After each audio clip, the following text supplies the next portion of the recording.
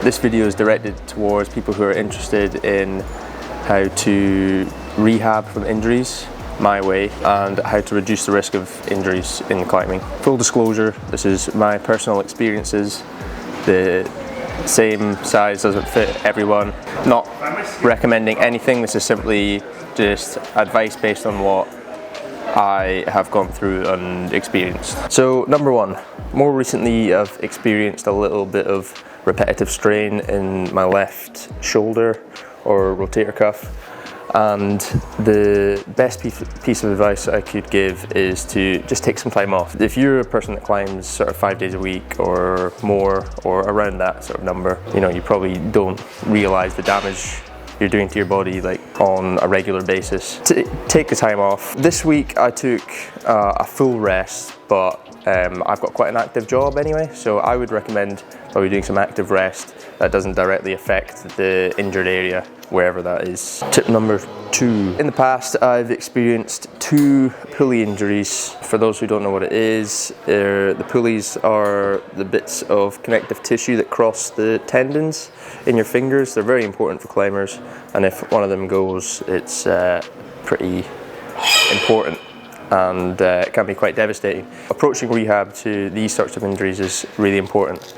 I got some good advice, and that's one of the things I would recommend to you people. Luckily for me, I can get it for free from some friends who are experienced climbers and coaches, and especially from my dad, who is a really experienced climbing coach and sports scientist at Team Langlands Climbing. Before you do anything rash, before you go crazy trying to prove yourself that, oh no, I'm not injured, because I've been there, go seek the help that you need, even if it costs a bit, it's worth it. Tip number 3, personally for me, one of the most important things is having an adequate warm-up. You can see how I warm up on the video linked above. It can make or break some of your sessions. For me, it determines how quickly I get tired or how long my sessions are going to be. And I also feel like I recover faster when I've had an adequate warm-up and I'm not just thrown into the deep end straight away and my muscles and tendons just get burst straight away. So finding a good warm-up routine that gets you activated and firing is really important to reduce the risk of injury. So check out our warm-up video above. Tip number 4. One of the most important things when you're injured, especially for long periods of time like I have been, is finding other ways to keep yourself motivated. So work on your weaknesses without re-injuring yourself or detrimenting the recovery of your injury.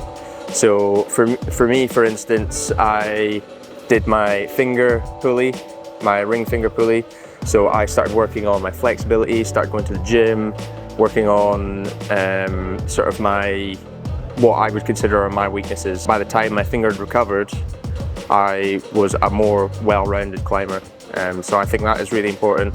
And it can get quite depressing when you get a long-term injury, and I feel that it's important to keep yourself motivated and focus on the journey, but also the end goal, why you're doing it, and what's going to get you through. Tip number 5, don't push yourself and listen to your body. It's kind of a doubler. Sometimes it is a benefit to push yourself when you're tired, and that's okay, but sometimes I think it's worth knowing your body and knowing when to hold off.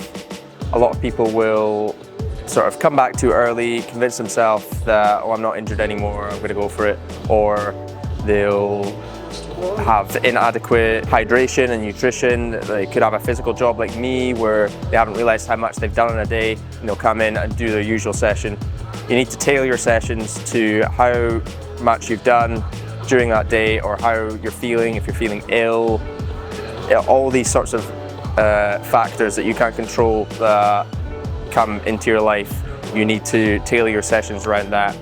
As much as it would be nice to just go gung-ho and push yourself every single time without getting injured, it doesn't always happen like that. Bonus tip, sort of related to tip number 5, make sure you've eaten enough, make sure you're eating the right things, make sure you've had plenty of hydrations. If you've been out the night before and you've been drinking and whatnot, that's okay, but don't go in and smash your session like you usually would.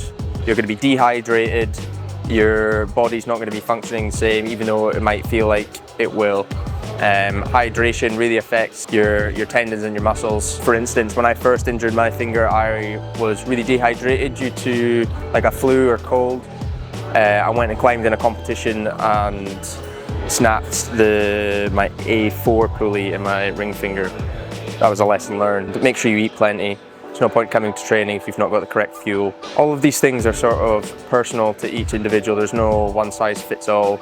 I'm going to eat different to how someone else eats, depending on their job and day-to-day life, and depending on their size, weight, etc. So figure out what that is for yourself, and make sure you're getting the right fuel. Well, I hope that was helpful for a lot of you. If there's any questions, leave them in the comments, please. Or you can get a hold of us at Langlands1 on Instagram. Just so everyone knows, again, I'm gonna make this clear. This is stuff that's worked for me, and it's not a direct recommendation to everyone. This is simply just sharing my own experiences and information, hoping that it's helpful for some of you. So yeah, like and subscribe. Langlands Climbing at YouTube.